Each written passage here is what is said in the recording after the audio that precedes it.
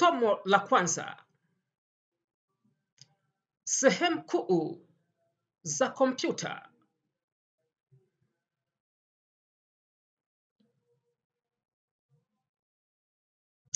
Utangulizi. Karibu kwenye mafunzo ya kompyuta kwa Kiswahili. Leo tutajifunza sehemu kuu za kompyuta na kazi ya kila sehemu. Somo hili ni kwa mtu yoyote anayeanza kabisa kutumia kompyuta.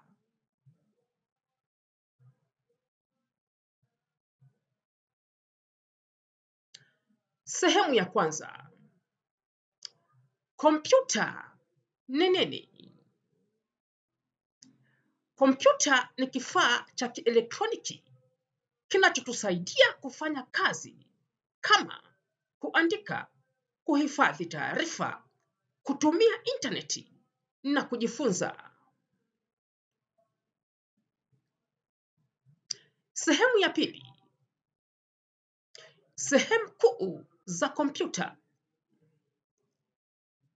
Namba 1. Monitor au skrini. Hii ni monitor. Hapa ndipo tunapoona tunachokifanya kwenye kompyuta. Mara nyingine tunatumia lugha ya kusema kwamba computer screen au kioo cha kompyuta. Sehemu ya pili. CPU au System Unit. Hii ndiyo moyo wa kompyuta. Ndani yake kuna processor na memory. Wakati mwingine huwa tunasema ubongo wa kompyuta. Namba 3. Keyboard. Keyboard hutumika kuandika herufi na namba.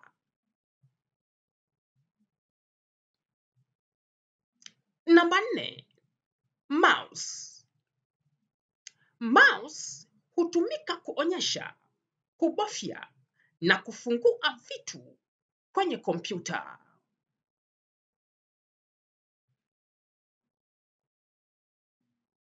Sehemu ya 3. Muhimu sana kukumbuka. Bila CPU, kompyuta haiwezi kufanya kazi. Monitor kazi yake ni kuonyesha. Keyboard na mouse kazi yake ni kuingiza taarifa.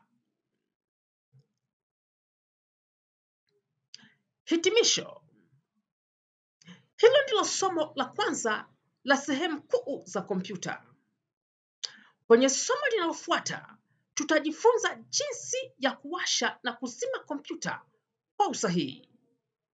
Asante kwa kutazama. Usisahau kusubscribe.